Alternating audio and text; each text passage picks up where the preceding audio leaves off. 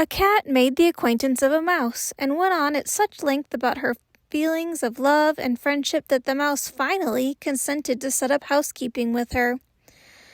"But," said the cat, "we shall have to provide for the winter if we're not to go hungry. It would be risky for a little mouse like you to go foraging. You'd be sure to end up in a trap." The mouse agreed that this was an excellent advice, and they bought a pot of fat. They didn't know where to put it. Finally, after long deliberation, the cat said, "Well, I can't think of a safer place than the church, because no one would dare to take anything in a church. We'll put it under the altar, and we won't touch it until we need it."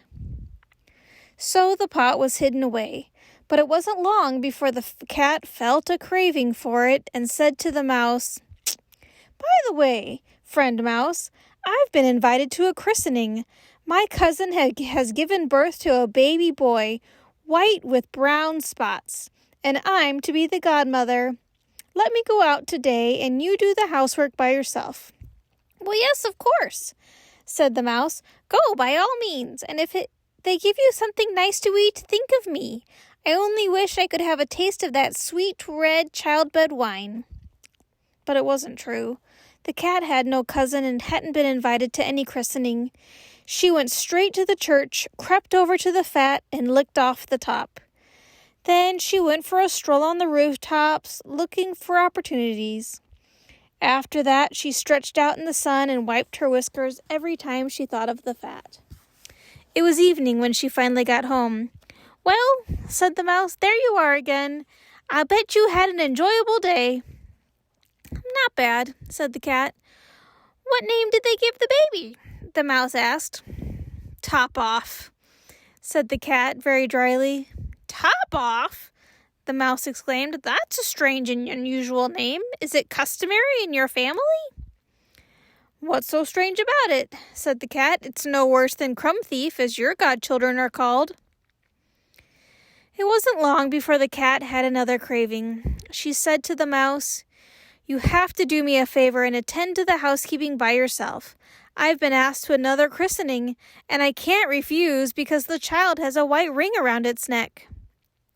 The good mouse consented, and the cat crept along the town wall to the church and ate up half the fat. Nothing tastes better than what you yourself eat.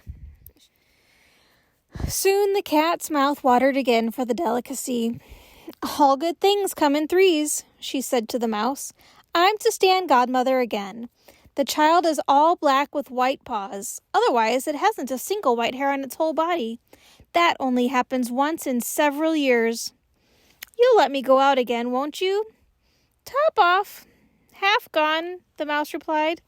"Those names are so peculiar, they give me dark thoughts." "All day long you sit home in your fuzzy dark gray coat and your long pink tail," said the cat. "It makes you moody. That's what comes of not going out in the daytime." During the cat's absence, the mouse washed the dishes and put the house in order, and meanwhile the greedy cat emptied the pot of fat. "Well, now that it's gone," the cat said to herself, "there's nothing more to worry about." Her belly was full, and it was night when she waddled contentedly home. The moment she came in, the mouse asked her what name had been given the third child. "Oh, you won't like it any better than the others," said the cat. "The name is All Gone." "All Gone?" cried the mouse. "That's the most dubious name I ever heard. I've never seen it in print. All Gone. What can it mean?"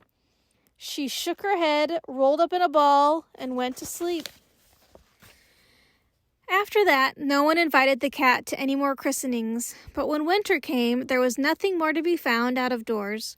The mouse remembered their treasure and said, "Come on, cat, let's go to the pot of fat we've been saving. We'll enjoy it." "Oh, yes," said the cat. "You'll enjoy it as much as if you stuck your dainty little tongue out the window." Off they went, and when they got there, the pot was still in its place, but it was still empty. "Ah," said the mouse, "now I see what's happened. Now the light dawns. Some friend you turned out to be. You ate it all up when you went to stand godmother. First Top Off, then Half Gone, then—" "Be still," cried the cat. "One more word and I'll eat you up." all gone, was already on the mouse's tongue. No sooner was it out than the cat took a leap, grabbed the mouse, and gobbled her up.